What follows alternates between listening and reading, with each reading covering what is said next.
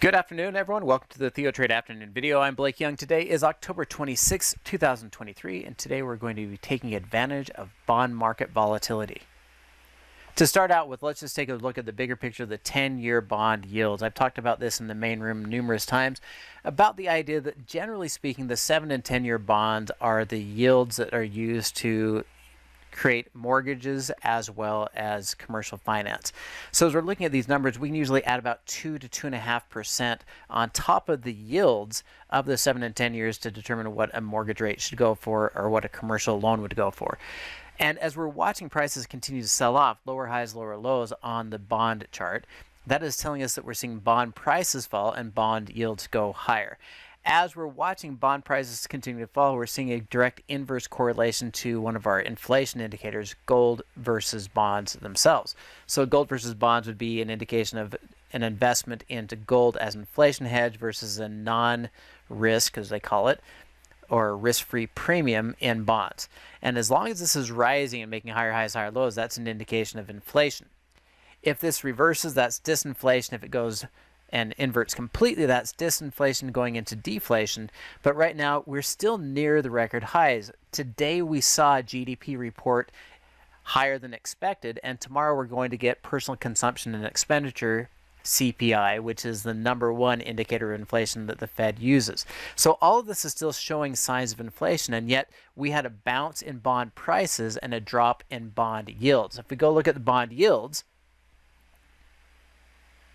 you can see that we reversed and possibly created a little bit of a lower high here, possibly setting up for a little pullback to maybe 4.6% instead of the 5% rate that we were at just a couple of days ago. Now going back to the ZN for the last year, we can see that the candles are getting a little bit larger through here, showing a sign of increased volatility.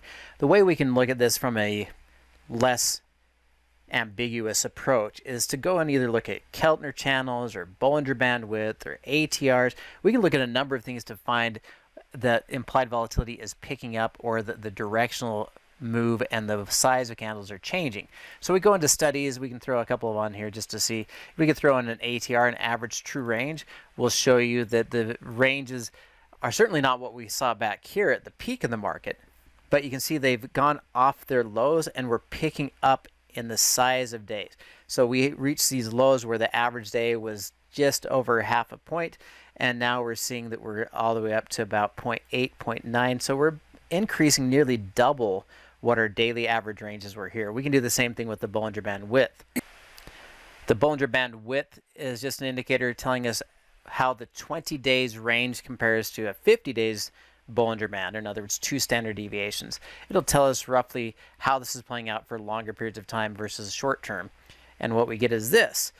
Comparing it to back here again, beginning of the year, we're nowhere close to the range, but you can see we've come way off the lows. This is the lowest, most tight consolidation, smallest range bodies and bonds towards the end of August, early September. Now we broke out and we're increasing in the size of candles and we're increasing the trend. Lower highs, lower lows with bigger days. Now, if we continue to move higher, that volatility is going to show higher and higher volatility. But the question is whether we put in the bottom of the market with this rising volatility. Can we look for opportunities? And if we did put in the bottom of this market, if this is a higher low with rising volatility, bigger range days, then we can expect a bigger recovery off of these lows. The easiest approach would be, if we're going to see bond prices rise and yields fall, we want to lean to those companies, those individual companies, as well as the sectors that will benefit more from a pullback in rates, which would be the small cap stocks, which would be the larger cap and the tech stocks like from the Nasdaq, but definitely, as we talked about in the main room today, real estate. So if yields are starting to slide, we should see real estate moving higher off of their lows. And we're looking at this sizable bounce here. And the question again, is that the end of the bearish, which is the million-dollar question. If this is a bullish divergence at the same time that we're seeing bond prices put in a higher low and a bounce and pushing back up to this level, we're talking about maybe an 8 to 10% rally. Are we going to see that with the widening move in bonds and the widening days and the higher low potentially, at the same time we're going in to see inflation holding up to these highs. If we go look at the CME's Fed Watch tool, we can see with the bounce that we got today that our probability of changing rates for November is near zero, or 99.4% of leaving rates alone, 0.6% of a rate cut. So the market is saying, hey, maybe we finally reached the peak that we're not going to raise anymore, because we were pricing in a rate hike a month ago, about 16%. Now we're not even pricing that in. 99.4% probability of leaving rates unchanged for the meeting next week. And as we look out to December, it's not just a matter of this week. Let's take a look at December and see what we're pricing in there. December is now shifted, where we were pricing in a 33% chance of a rate hike and 2/3 chance, or in standard deviation, that we're not going to raise rates, to 80% chance that we're not going to raise rates, and only a 20% chance that we will. And I talked about this in the main room as well. If we look back out to May, June, and July of next year, looking at now what's being priced in, our current rate is between 5.25 and 5, and now we're seeing the highest likelihood that we could already be looking at rate cuts by middle of next year. Now that certainly ties into this idea that we're going to bounce here and move up to this level. From a technical perspective, we can watch for that being a bullish divergence and inflation to slow down, and that should push us to 3.5. A clearing of 3.5 would push us back up to 37.38. Same thing with the home builders. Home builders are going to see a similar pattern, that we're making lower highs, lower lows, lower closes. And let's go ahead and add in an oscillator. And what we're looking for here is for price to confirm or create and confirm a bullish divergence potentially off of these lows. What we're looking for is something like this, where we created the higher lows, lower highs, and a bounce and retest of the previous high. If we create the same pattern here over the next day or two, then we're looking for a move back up to 73, back to 76, and then possibly all the way back up to 80. And an 80 target is a 10% recovery in ITB. But what about the small caps? We're already seeing that the regional banks like KRE, have already shown the strength of a sizable bounce off of these lows. And so if we're going to see more lending, if we're going to see rates slip a little bit and more borrowing, you can see that KRE, even today with the massive sell-off, the regional banks held up 3% for the day. So as volatility picks up in these bonds, as we're looking at shifts, banks are winning. Banks won 3% while the rest of the market fell 2 to 3% today. And as we're watching this, I am expecting the banks to get back up to 42 and possibly up to 44 and even 45. And we're talking about another 10% recovery from the low, just yesterday's low. Yesterday's low was at 37.66. We've rallied $2, and so we're almost 6 points off of the low for the banks. And just to be clear, I'm not super bullish, but I'm just saying these would be the signs of bullishness. We'd be looking at these things to turn the corner and show us bullish behavior. Now the Nasdaq, let's go over to the QQQ instead. The Nasdaq broke through its low, creating lower highs, lower lows, lower highs, lower lows after this acceleration. We don't have a bullish divergence yet. We did not see any signs of recovery here. So the fact that interest rates are maybe pulling back off their high, maybe we've reached peak interest rates, are not being reflected in the expectation of the technology sector to recover and grow. The difference between banks and the technology sector is almost a 5% differential in a single day today.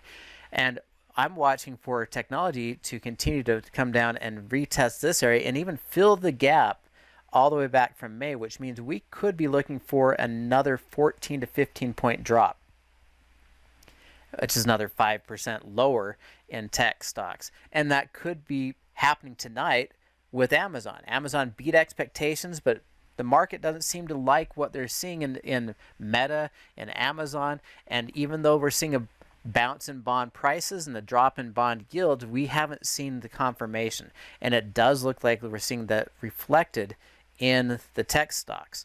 So possibly it may be more confirmation that if we see rates slip a little bit, you're going to see money move into real estate, out of tech, into banking, into the more of the brick and mortar stable assets that you can touch versus technology and communications. And what that does is it sets me up for a bullishness in maybe consumer staples, specifically something like Kroger's, where we'll still continue to buy it no matter what. And you can see Kroger's has rallied back up, maybe created a little bit of a double bottom here. And even though it's not a huge move, we're talking about from 43 to maybe 45, the break there should see another $2 move up to 47. I think it's a place where we could look to sell premium, sell puts to buy into this, and appears to be finding the base. I still like Kroger for a long position or a short put position to add into a longer term position on Kroger's. And I would look for something bearish in the tech sector, maybe something like Palo Alto. And we can take a look at Palo Alto here. Palo Alto has just made a lower high, lower low, lower close today. And we've done this before, but it looks like we're getting a little bit steeper, higher volatility with what we're seeing in the markets. And so we could be looking at a move from 265 to 240, which would give us about a 25-point breakout. And a 25-point breakout below 240 would bring us all the way down to about 215 and fill this gap, maybe even 210.